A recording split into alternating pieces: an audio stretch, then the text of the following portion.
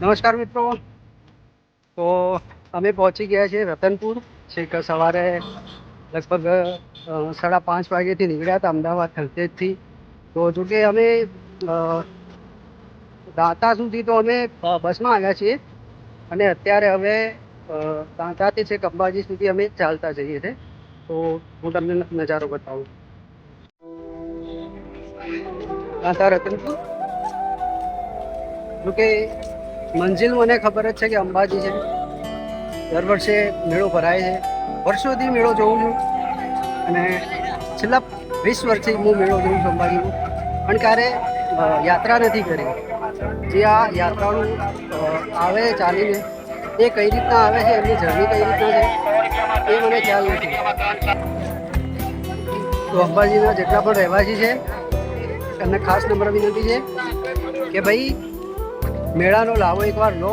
તમે મેળાનો લાવો તો લો જ છો, પણ એકવાર પદયાત્રી તરીકે પણ તમે તમારું જે પણ ડિસ્ટન્સ હોય ત્યાંથી તમને જ્યાંથી યોગ્ય લાગે ત્યાંથી થોડીક યાત્રા કરી જુઓ અને અંબાજી પહોંચો તો તમારે કેવો અનુભવ રહે છે એ તમને ખબર પડશે. કે જે લોકો અંબાજી આવે છે, આપણને ખબર છે કે અંબાજીમાં 25-30 લાખ પબ્લિક આવે છે 7 થી 8 દિવસમાં, પણ એ લોકો કઈ રીતના આવે છે, એમની જર્ની કેવી છે, કેટલી મજા આવે છે એ જોવા જેવી બાબત છે. આવી મોજ આવે છે તો તમારે મોજ જરૂર લેવી જોઈએ અને મોજ જરૂર કરવી જોઈએ. નમસ્કાર મિત્રો, જય માતાજી. હું છું ઉપેન્દ્ર વાઘેલા. સ્વાગત છે તમારું મારી યુટ્યુબ ચેનલમાં. મારી યુટ્યુબ ચેનલનું નામ છે ઉપેન્દ્ર વાઘેલા બ્લોગ્સ. અને મિત્રો, જો તમને આ વિડીયો પસંદ આવે તો તમારા મિત્રો સાથે શેર કરજો, વિડીયોને લાઇક કરજો અને મારી યુટ્યુબ ચેનલને સબસ્ક્રાઈબ કરજો. અને એકવાર જરૂરથી બતાવજો કમેન્ટ બોક્સમાં કે તમને આ વિડીયો કેવો લાગ્યો. And thank you so much for watching this video. અમુક લોકો પોતાની નોકરી છોડીને અંબાજીના મંદિરે દર્શન કરવા આવે છે, પણ ચાલતા. આ છે મારો મિત્ર અશ્વિન, જો કે એક અમદાવાદ પેલેડિયમમાં નોકરી કરે છે અને આજે રાતે પૂરી નાઇટે ઊંઘ્યો નથી કારણ કે એને ડ્યુટી હતી. છતાં પણ સવારે 5 વાગે તૈયાર થઈ અને મારી સાથે આવ્યો. કેમ કે મારે અંબાજી મંદિરમાં દર્શન કરવા જવું છે. અશ્વિનભાઈ, શું કહેશો ભાઈ? કહેવા માંગો છો દર્શક મિત્રોને? કઈ નહીં, બસ જય માતાજી. માતાજીની કૃપા તો બધું જ છે. બીજું કઈ? જય માતાજી ભાઈ, જય.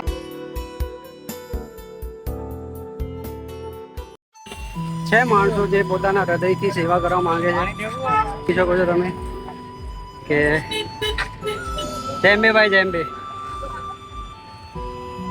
તો ધન્ય છે આવા લોકો કે જેઓ સેવા કરે. પાણી અને છાશની સુવિધા છે અહીંયા, તમે જોઈ શકો છો. અંબાજી ભાદરવી પૂનમ કે જ્યાં બહુ એવા સેવા કેમ્પ બંધાય છે, જેમાંથી એક અંબાજીનો જે કેમ્પ છે જેમાં દાંતાથી અને રતનપુરની વચ્ચે એક કેમ્પ આવે છે, જય જલિયાણ કેમ્પ સેવા કેમ્પ છે. તો એ હવે નજીક જ છે. તો હું તમને એ સેવા કેમ્પનો હું તમને વિડીયો શો બતાવીશ કે ત્યાંનો નજારો કેવો છે, ત્યાં માણસો કઈ રીતના કામ કરે છે. તો આ છે એક જય કલ્યાણ કેમ્પ. હું તમને પાછળનો નજારો બતાવું.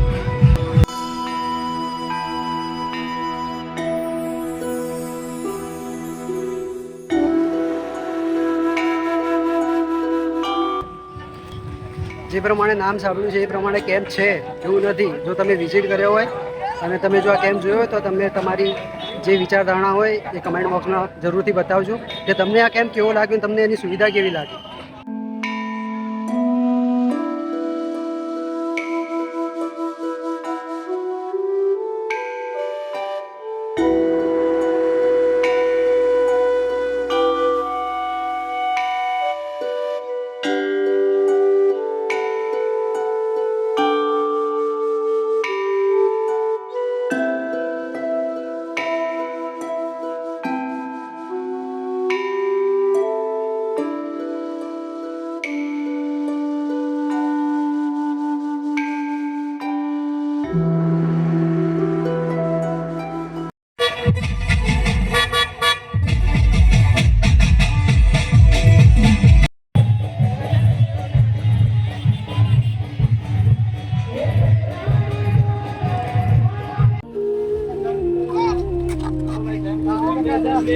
જેમ્બે જય બે ભાઈ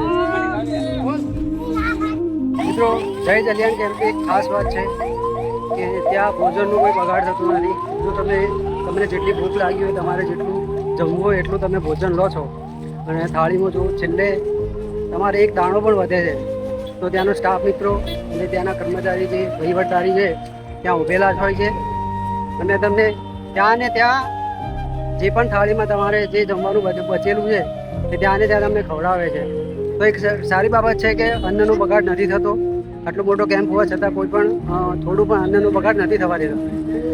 તો એક સારી બાબત છે મિત્રો. આ છે સરદાર પટેલ કેમ્પ, જ્યાં તમને લાઈવ ઢોકળા ખાવા મળશે. હું તમને બતાવું કે નહીં.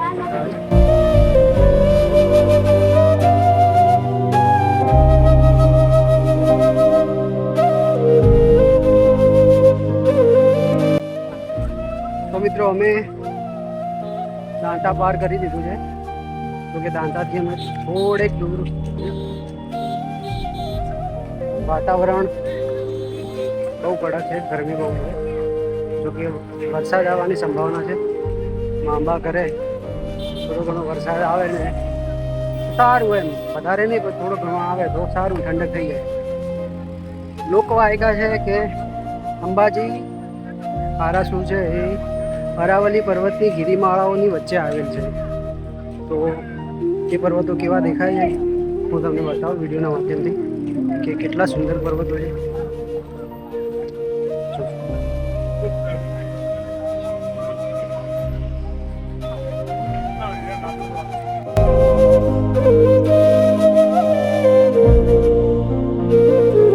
તમારી ભક્તિને ખૂબ સલામ. આ છે 251 ફૂટની નજારે મહેસાણાથી આવી છે. અંબાજી આવશો ને પહોંચ તો પડશે એની સાથે સાથે તમને ભક્તિ કોને કહેવાય એની પણ ખબર પડશે કે આસ્થા કોને કહેવાય. કેમ્પ ખતમ થવાનું નામ જ નથી દેખાતું. આમ પન્ના મોટા ભાઈ પીતા જાઓ. શરીરને કોઈ નુકસાન નહીં કરે. કર્મીના અંદર તમને હાથ આપશે.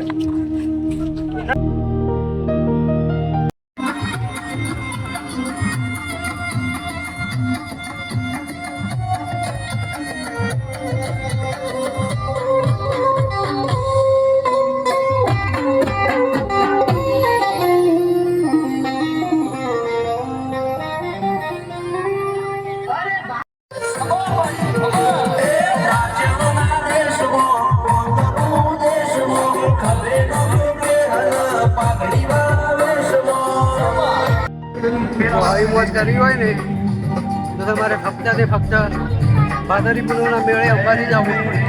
અંબાજીના મેળે તો ઠીક છે પણ જો એની જે સફર છે એ આ છે. તો આ સફરની મોજ લેવા તમારે અંબાજી જવું પડે. શક્ય હોય આવજો અંબાજી.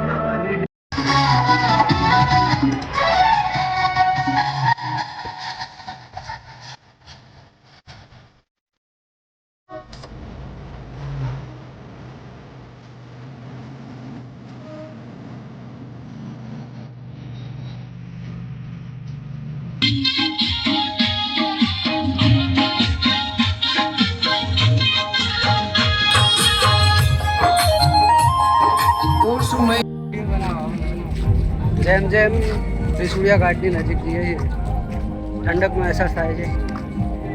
આપણા મલકનો અહેસાસ થાય છે કે ગામડું એ ગામડું અને શહેર એ શહેર. એકદમ ઠંડી હવા ચાલે છે, મજા આવે છે ચાલવાની. થાક તો જો કે એટલો બધો ખાસ લાગ્યો નથી પણ થોડી ઘણો થાક તો લાગે જ તમે ચાલીને આવો તો. ફરી એકવાર બીજો કેમ્પ, કેમ્પનું નામ છે આદ્યશક્તિ સેવા કેમ્પ. નજારો જોઈએ કે શું છે આમાં.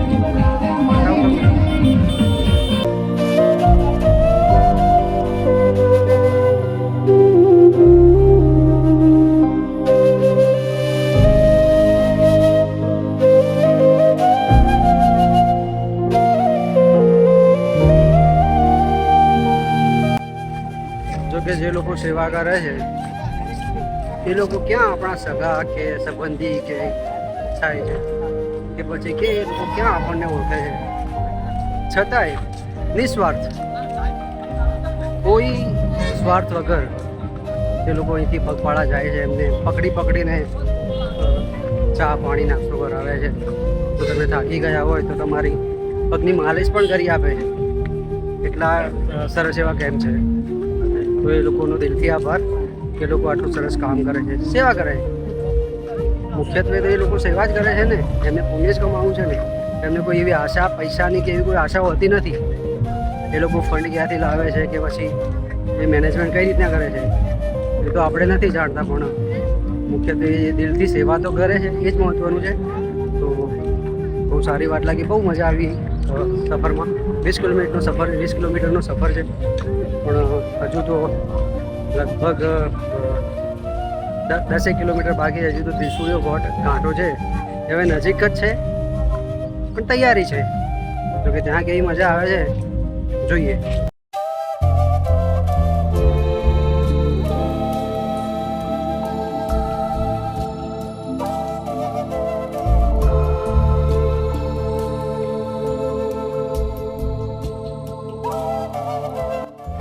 જરૂરી નથી કે મોટા કેમ્પ જ હોય.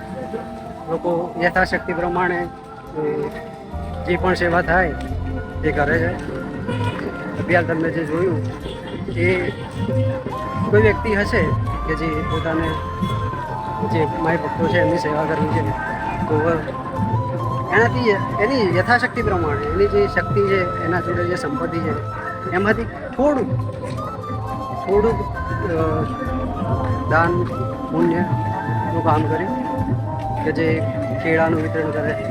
એવું જરૂરી નથી કે કેમ્પ મોટા જ હોય, સેવા મોટી જ હોય. અંબાજી માત્ર 12 કિલોમીટર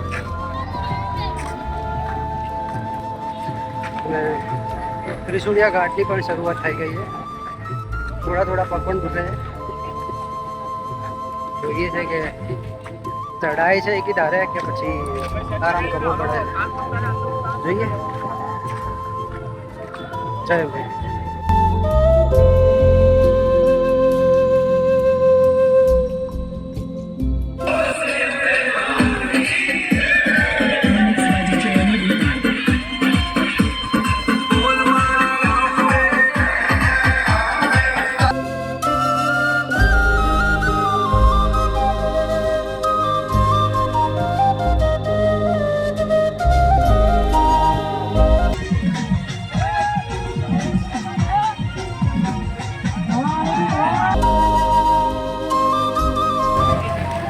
જોકે જમતમ કરીને ત્રિશુળિયા ઘાટ તો ચડી ગયા, થાક લાગ્યો પણ ચડી ગયા. પણ ચડતાની સાથે જ સેવા કેમ્પ હતો ચાનો, જોરદાર ભાઈ, ગજબની ચા હતી. અને એ લોકો મોટી કેટલીઓ લઈ અને રકાબીમાં ચા પાતા હતા. તો ચા પણ ગજબની હતી ને એ લોકોનો સ્વભાવ પણ બહુ સારો હતો, મજા આવી ગઈ. જોકે વિડીયો રેકોર્ડ કરવાનો ટાઈમ નથી મળ્યો કેમ કે ટ્રાફિક હતું. અને મજા આવી ગઈ ભાઈ, એકદમ થાક ઉતરી ગયો, બધો ફ્રેશ થઈ ગયું માઇન્ડ. તો હવે આગળનો નજારો જોઈ લો. લગભગ અહીંયાથી અંબાજી થશે 9 કિલોમીટર. 9 કિલોમીટર અંબાજી હવે બાકી રહ્યું છે. તો જોઈએ છે કે કેટલા વાગે પહોંચીએ છીએ.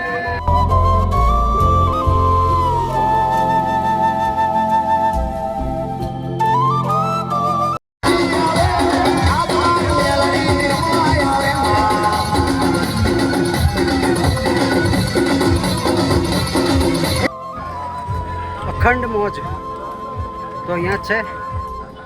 માત્ર અંબાજી 5 કિલોમીટર દૂર છે. બસ પકવાયો સફર, બહુ યાદગાર સફર રહ્યો મારો. 2025માં બહુ સારામાં સારી યાદો કહું તો આ યાત્રા રહી મારી. જો તમે પણ આવ્યા છો તો તમારે પણ આવી યાત્રા આવી જ રહી છે. બસ માત્ર હવે થોડા જ સમય પછી અંબાજી પહોંચી જશે. પણ 5 કિલોમીટર દૂર છે ભાઈ. હજી તો જોઈએ છે, હજી તો 5 કિલોમીટર દૂર છે. અમારા અશ્વિનભાઈ એમ કહે છે કે ડુંગરા બતાવો. તો જોઈ લો અરવલ્લીની ગિરિમાળાઓ, કેટલી સુંદર ગિરિમાળાઓ છે અરવલ્લી.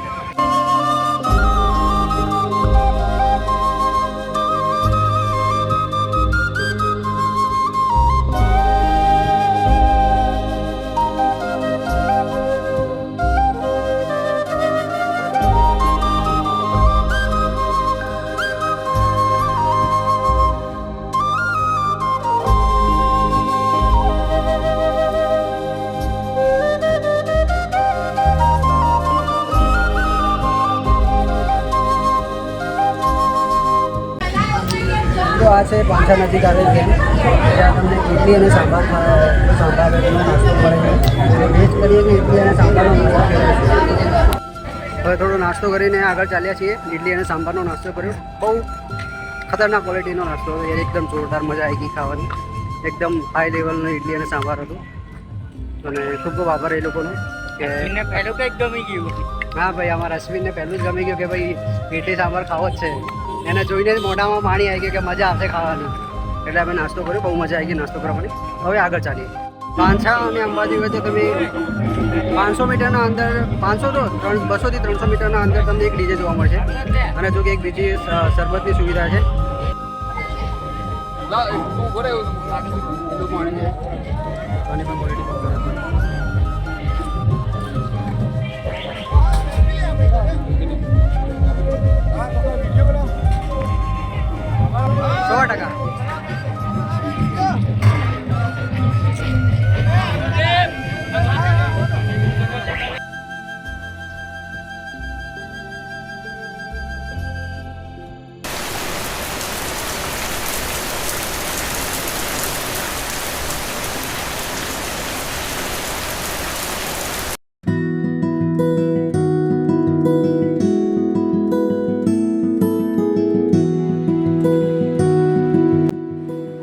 નમસ્કાર મિત્રો. તો આજે છે ભાદરવા સુદ પૂનમ. તો જો કે 2 દિવસનો 14ના દિવસે તો હું અંબાજી ભારે વરસાદના કારણે હું મંદિરના દર્શન માટે નહોતો આવી શક્યો. તો અત્યારે હું જઉં છું મા અંબાના દર્શન કરવા. જો કે અત્યારે મંદિર તો બંધ છે પણ ચાચર ચોકની અંદર દર્શન કરવાનો દાવો મળશે. તો હું તમને ચાચર ચોક મંદિરનું દર્શન કરું.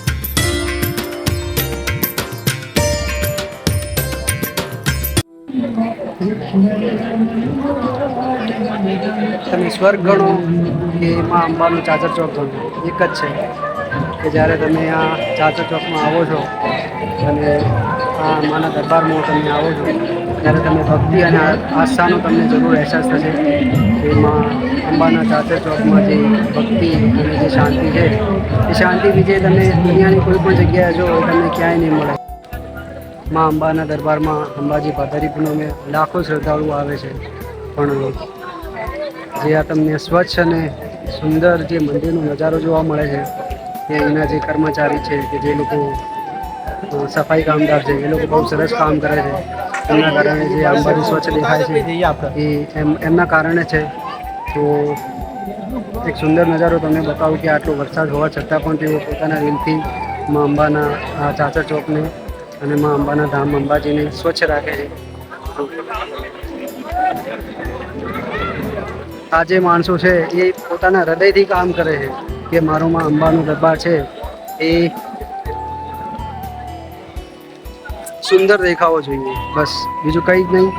માનો જે અંબાનો જે આ દરબાર છે, આ જે સુવર્ણ મંદિર, જો કે આ ચાચર ચોક સુંદર અને સ્વચ્છ દેખાવું જોઈએ.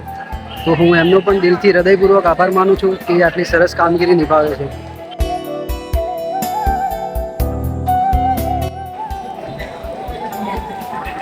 મિત્રો આ છે માં અંબાનું સુવર્ણ શિખર એટલે કે સુવર્ણ મંદિર કે જ્યાં હવે જોકે મંદિર છેક અડધે સુધી પતી ગયું છે. સુવર્ણ જે સોનું જે ચડે છે, સોનાની જે પરત છે એ ચડે છે. બતાવો એક મિનિટ. છેક આટલેથી જે અડધું છે અને છેક આ ભોય તળિયા સુધી છે બાકી છે. હવે ટૂંક સમયમાં એ પણ હવે પૂર્ણ થઈ જશે અને માં અંબાનું જે આ દરબાર છે એ સુવર્ણ મંદિર છે એ સંપૂર્ણ પૂરું થશે. અને જો કે હવે હું તમને બતાવું કે જે મા અંબાનું જે મંદિર છે એની પાછળ એક મંદિર આવેલું છે ગણપતિ દાદાનું. એ ગણપતિ દાદાના હું તમને દર્શન કરું. તો આ છે મિત્રો સિદ્ધિ વિનાયક મંદિર કે જ્યાં ગણપતિ મહારાજનું મંદિર છે મારા.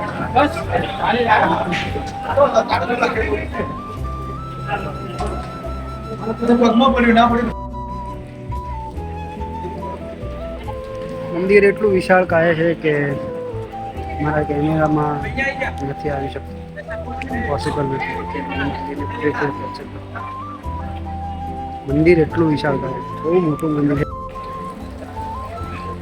એવું લાગે છે જાણે કે પોતે મેઘરાજા પણ મા અંબાના દર્શન પૂનમ ભરવા આવ્યા છે. એટલો ભવ્ય અને સુંદર નજારો છે મા અંબાના દરબારનો. એમાં પાછો વરસાદ આવે છે તો એકદમ સુંદર વાતાવરણ છે. હું તમને બેક કેમેરો કરીને બતાવીશ.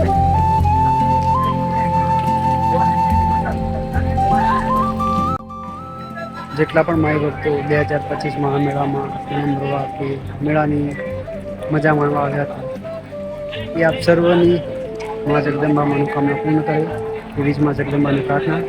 એ સાથે મંદિરમાંથી હવે ઘરે જાય.